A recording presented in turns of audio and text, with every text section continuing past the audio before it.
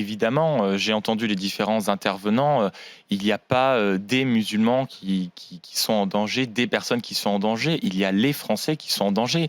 Je veux dire, les musulmans sont des citoyens français. Ils appartiennent à la France, ils appartiennent à la République. Donc, évidemment que la paix civile est proche. Maintenant, si on parle de tout ce qui se passe depuis hier soir et qui, à mon avis, se passe grave, déjà, je remarque que quand il y a un attentat islamique en France, la règle, c'est pas d'amalgame. Par contre, quand il y a un type du FN qui fait un attentat, il y a des responsables désignés. Ça, déjà, ce n'est pas normal. C'est-à-dire que le pas d'amalgame, il faut qu'il marche dans les deux sens. Exactement. Pas uniquement on que peut d'un pas côté. en permanence prôner le pas d'amalgame quand on a un attentat islamique, et par contre, toute la gauche qui se réunit derrière et qui accuse un seul candidat en disant que c'est les mêmes méthodes, les mêmes pratiques, c'est honteux. Donc le pas d'amalgame. Après, c'est un ancien candidat du Front National. Oui, d'accord. On peut comprendre l'embarras du Front National ou du Rassemblement National aujourd'hui. Oui, d'accord. Enfin, quand des anciens quand des responsables d'attentats vont dans des mosquées, on n'accuse pas les musulmans. D'accord. Donc là, c'est pas parce que on accuse les musulmans. Oui, d'accord, mais donc ça veut dire qu'il ne faut pas les faire.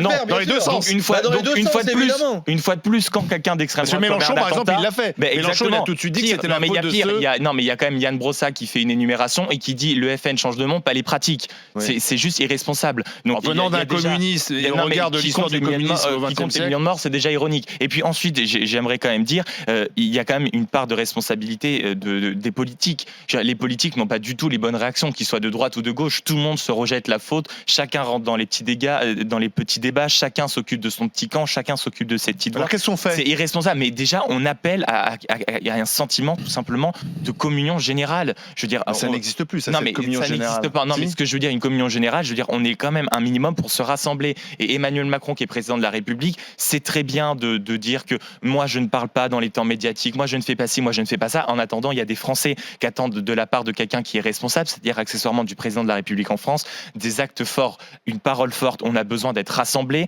on n'a pas besoin d'être divisés en permanence, comme ce qu'on est en train de faire. Il suffit de regarder à peu près dans quel état nous sommes, dans quel état la France se trouve depuis à peu près des mois. C'est très grave que ce soit des gilets jaunes aux différents attentats, aux différentes manifestations, aux différentes prises de parole. Le politique aujourd'hui n'est plus responsable. Le politique aujourd'hui doit prendre la parole, ne doit plus parler pour son camp. Mais est-ce qu'on n'a pas trop parlé, moi, justement? Mais non, on a parlé pour rien dire. Ah oui, c'est ça le problème. C'est les messages de compassion, d'empathie. Mais non, mais il n'y a pas un message de compassion, il y a une parole forte. Emmanuel Macron doit donner des orientations. C'est pas parce qu'il commente, parce qu'aujourd'hui les responsables politiques commentent, qu'il parle. Là, il doit parler pour rassembler. Ce serait bien.